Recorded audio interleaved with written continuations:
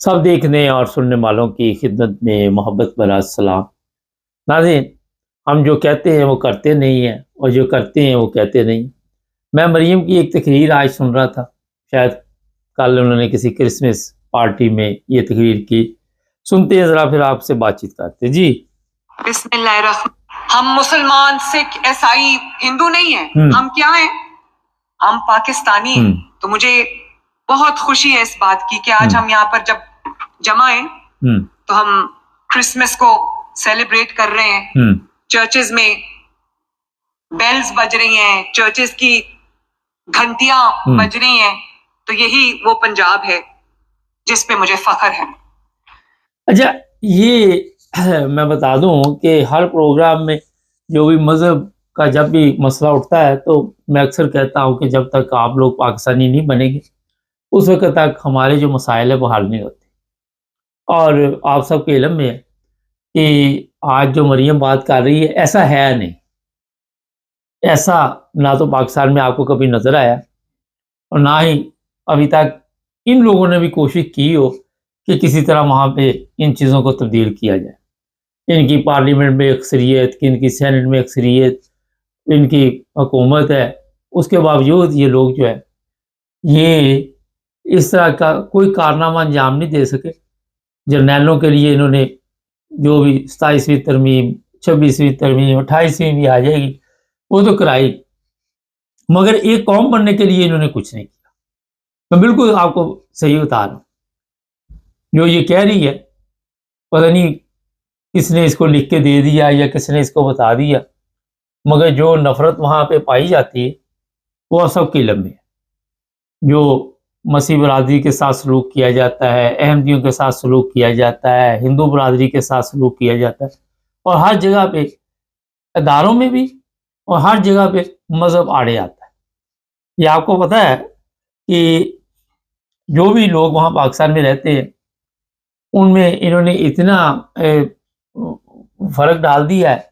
आम पब्लिक भी एक दूसरे को पसंद नहीं करती, एक दूसरे को एक्सेप्ट नहीं करती, एक दूसरे के लिए मुश्किलात पैदा करती है।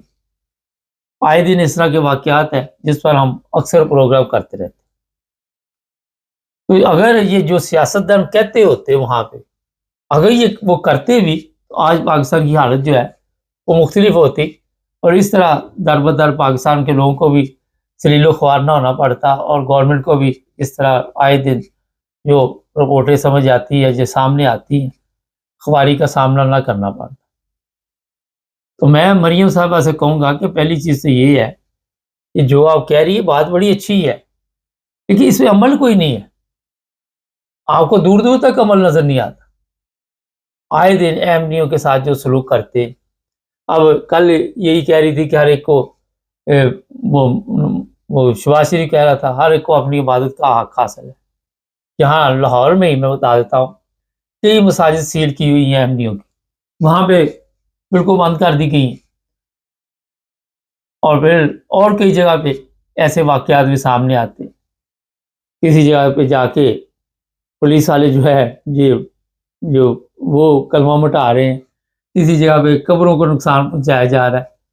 देखिए हम पाकिस्तानी हैं, पता नहीं ये किस दुनिया में मरियम साहिबा रहती हैं और किस तरह ऐसे अल्फाज इस्तेमाल कर लेते हैं जो मुकम्मल झूठ होता है। वहाँ पे आप देख रहे जिस तरह अहमदियों के ऊपर केस बनाए जाते हैं। अच्छा जी, पाकिस्तानी है तो फिर ये आइन में ये तब्दीली क्यों नहीं अभी तक हुई और वहाँ पे मज़हब का क्या काम? ये जो असम्बलियाँ हैं उनका क्या तल्लुक है मज़हब से लेना देना? सीधा सा सवाल है। तो लोगों को क्यों बात से रोकते हैं आप लोग? लोगों के ऊपर क्यों झूठे केस डालते हैं? अभी 2 दिन पहले ही हमने बताया था मुबारक सानी को उम्र कैद 26 साल, पता नहीं कितनी जेल बता रहे हैं कि उसको सुनाएगी। और कौन से आप ज़रा पीछे चले जाए 74 से पहले और कभी कुरान मजीद की कोई बेहुरमती का केस नहीं हुआ, कभी नमाज, कभी कोई किसी किस्म का केस नहीं हुआ।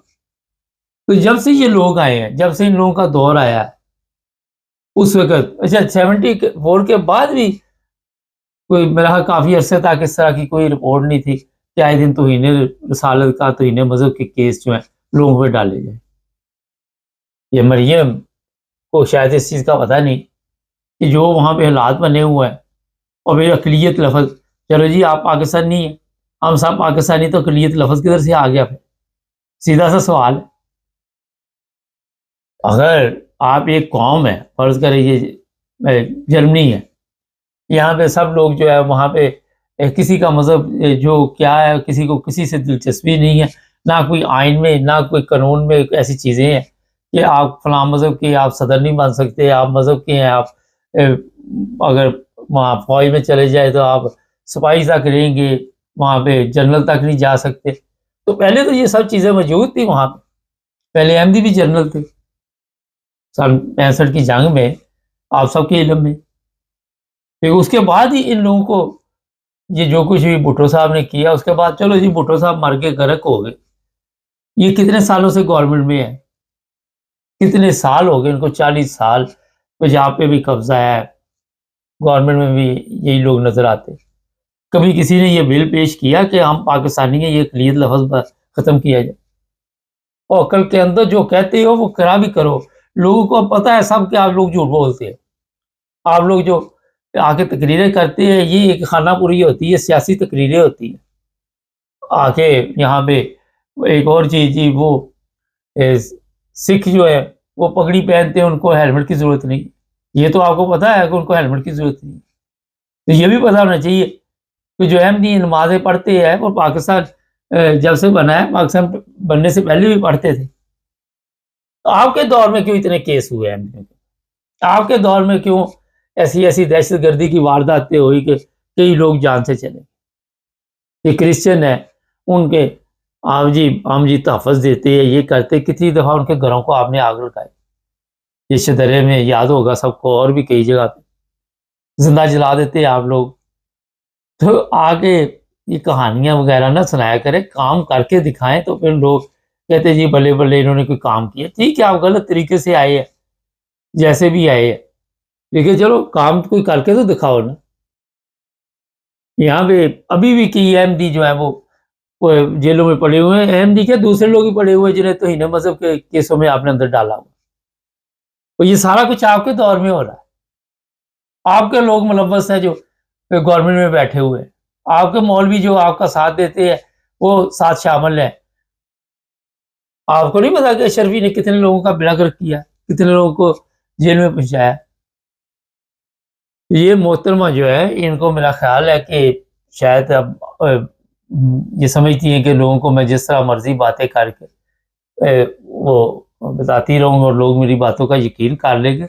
ان کی مجبوری ہے، آپ وزیر اعلیٰ ہیں، آپ گئی ہیں کرسمس پارٹی پہ، ان کی مجبوری ہے کہ آپ کو ایکسیپٹ کر رہے ہیں۔ دیکھیں اکثر لوگ نہیں پسند کرتے آپ، کیونکہ یہ جتنا فرقہ کا یہ جو بھی مسئلہ بنا، بھٹو کے بعد پھر ضیاء کے بعد جو سلسلہ شروع ہوا، اور ضیاء کے بعد آپ دیکھ لیں گورنمنٹ میں کون لوگ تھے، آپ خود اس کا اندازہ لگا لیں، اور وہ جتنا ظلم اس دور کے بعد اب تک ہوا، یہ لوگ ذمہ دار ہیں جو آج آ کے کہہ رہے ہیں ہم پاکستانی، کبھی اقلیتوں کے لیے یہ سیٹیں مقرر کر دیں گے، کبھی یہ کر دیں گے، کبھی وہ کر دیں گے۔ اور جاہلو اقلیت لفظ ہی غلط ہے، اس کا کوئی وجود ہی نہیں ہے کسی جگہ پہ۔ تو اس کو آپ کو ختم کرنا چاہیے، ایسے قوانین کو ختم کرنا چاہیے۔